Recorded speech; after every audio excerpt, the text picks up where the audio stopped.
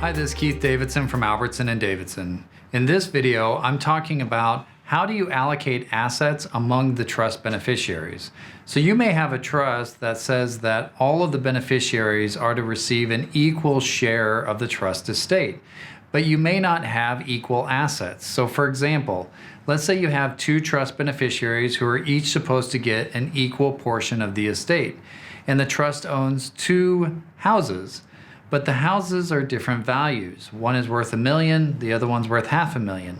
How do you allocate those houses to the beneficiary? Obviously, if you gave one beneficiary the house for $1 million and another beneficiary the house for $500,000, it's not going to be equal. So that's going to be a problem. Of course, if the beneficiaries agree to that allocation, then you can do it. But most beneficiaries will not agree to that unequal allocation, and rightfully so. So then you have a few decisions that have to be made.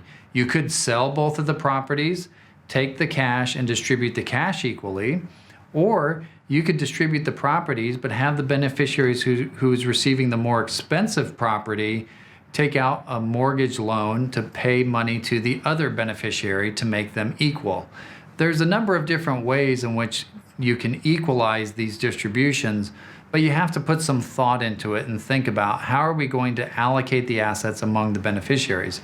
The same is true of just about any other asset. So jewelry, cars, stocks and bonds, you always have to consider how are we going to spread this among the beneficiaries in a way that is equal. Of course, selling the assets and distributing the cash is always an option, but it may not be the best option for the beneficiaries, so you may want to consider other alternatives.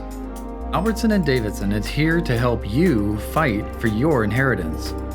Check out aldavlaw.com for our complete library of helpful legal videos and articles from your favorite California trust and will litigation law firm, Albertson & Davidson, LLP.